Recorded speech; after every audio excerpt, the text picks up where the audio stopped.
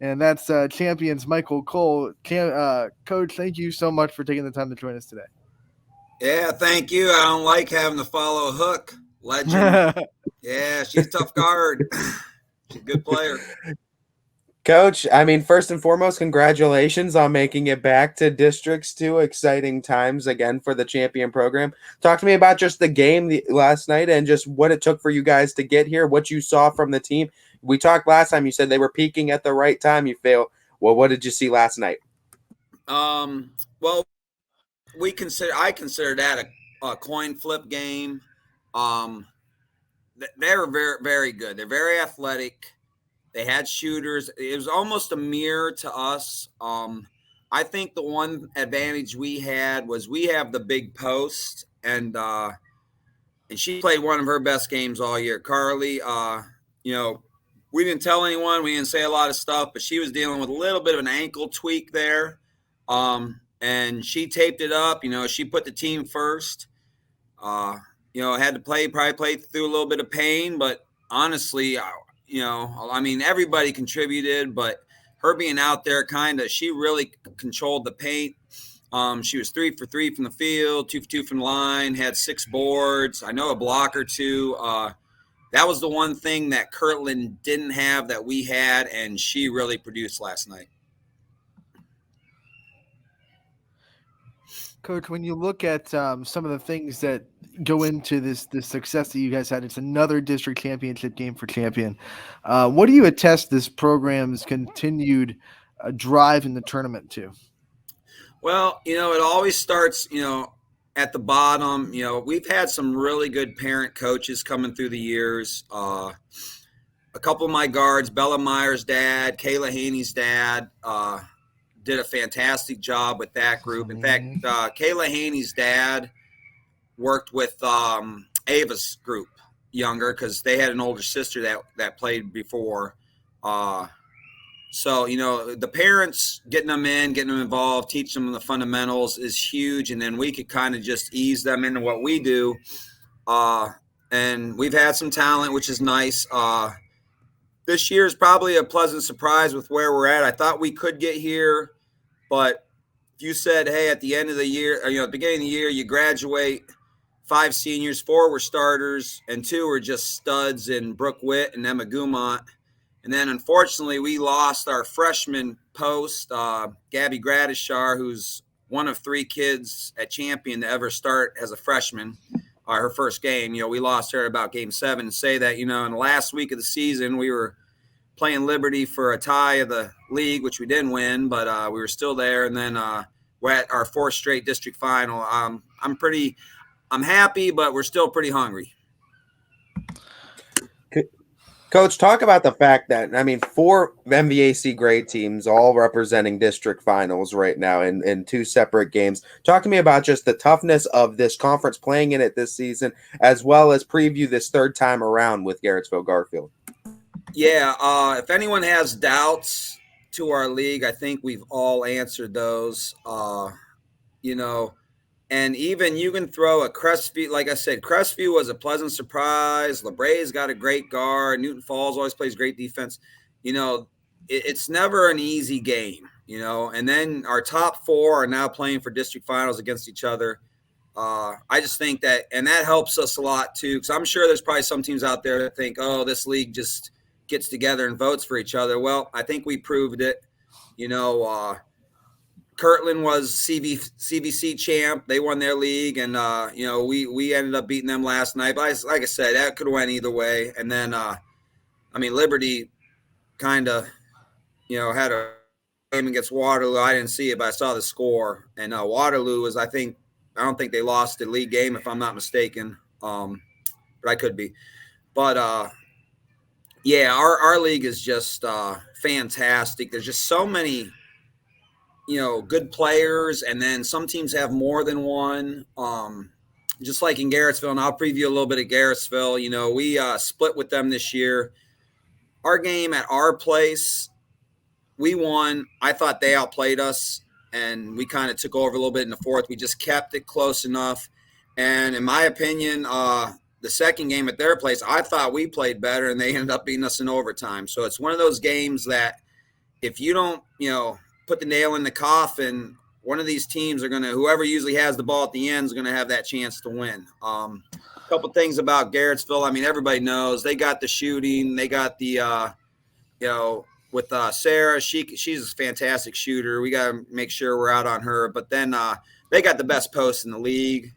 I think she's like over 1,500 points. I don't know her stats, but I do know she's a 20-point per game scorer, double-digit rebounder.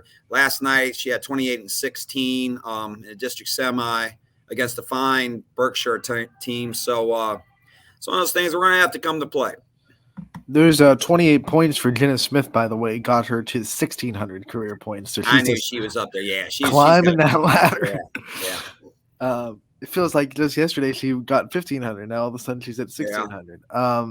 Coach, when you look at your side, though, and we had the opportunity to talk to Ava Hal a little bit earlier in the week, can you just take a minute to just put into words how important she's been to your program and how much of a pleasure it is to coach a girl like that? Well, Ava, she's steady. That's the one thing we said last night. She had a couple moments where she was getting pressured, but she doesn't get too excited about it. She did a nice job of calming everyone down. And then, like I said about the clutch, I sent that in there the other day, but I meant it. She's my closer.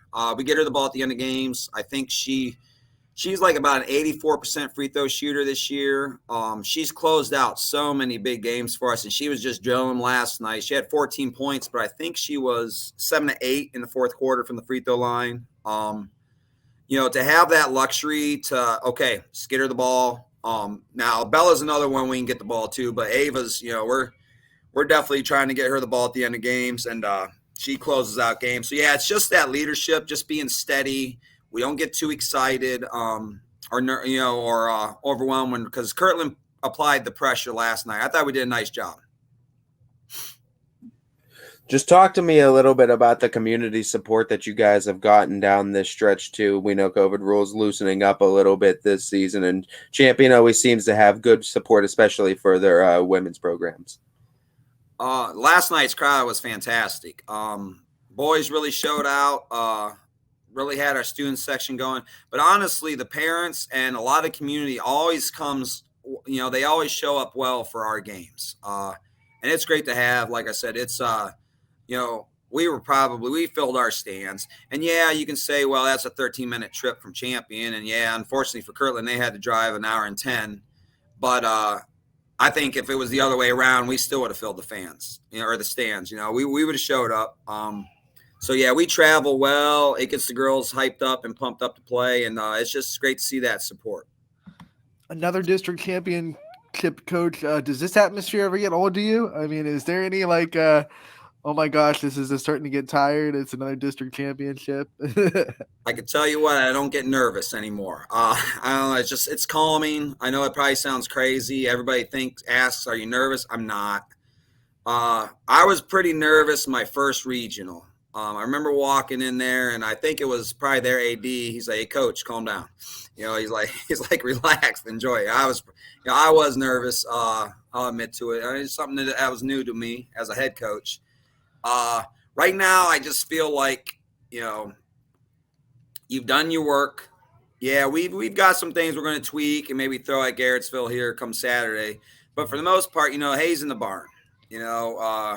We've done what we had to do. My girls know what to do. To me, that's just calming. We're just going to go out there and give maximum effort and try to outplay them on Saturday. Coach, one of the things I just want to follow up with that, because Kirtland was an unfamiliar opponent. You never played them before this year. Garfield could not be more familiar with you guys, especially in this game. What's kind of the difference in coaching between, you're trying to scout a team that you don't know much about, but between a team that you really don't even probably have to watch film on against Garfield? You just kind of know what they're about. Yeah, well, with Kirtland, it was a little different, but I've got a lot, the one thing is I always tell coaches, you got some coaches that are very weird about sharing film. That's going to be a pet peeve of mine I'm going to let out. I don't get that. Just share your film. I share with everyone. I don't care. And then what comes back is people will help me a lot. So I had a lot of information about Kirtland from other coaches. I'm not trying to throw anybody under the bus. I'm not going to say names, but I had some other people help me well. It was nice. We watched a lot of film on them. I had to dig through some stats just to see certain things. If you search through Twitter enough, you'll find some stats for teams, and we kind of build up our scouting report that way. But we knew who their players were. They were probably a little more. I mean, I knew they were athletic, but they were a little more athletic than I thought. They were fast. Yeah, they were fast, and they had some. They weren't tall, but they were strong, and that bothered us a little bit. Staying so cool under pressure, always get into these districts too. I mean, it's a successful program. Do you feel any pressures, or are there any pressures too that come with keeping up the tradition of the champion program being successful and being a proud program year to year? Yeah, a little bit. To be honest, numbers have been going up and down.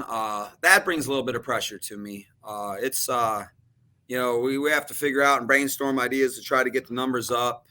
But honestly, with the parents volunteering at the lower levels, that takes a lot of stress off of me. They do a great job down there, and then everything just kind of feeds through. I mean, it's I don't know whether it's pressure. It's exciting to me. I mean, I like to be able to see those kids. I'll tell a dumb story. My wife was just, she can't believe that Bella Meyer and Kayla Haney are, already up there in sophomores, because they were kind of really young when I first got the job, and they would come up, and like I said, their dad did a lot of coaching, so we'd go watch some games, and they would always kind of hold my daughter, because my daughter was little, and yeah, it's just one of those situations. It's nice to see when they're little, and then you get them all the way through. It's a fun thing. Your wife is surprised they're already sophomores, and I bet opposing coaches are thinking they're only sophomores because they're sick of dealing with them already. Yeah, it's nice to have them for a few more years. Yeah, absolutely. Coach, thank you so much for taking the time to join us today. It was great to talk to you and kind of not just recap the win last night, but also preview this game you guys got coming up against Garfield. We wish you the best of luck, and we hope that we get to talk to you again real soon. Absolutely. Hey, thanks, guys. Take care. Thank you, Coach.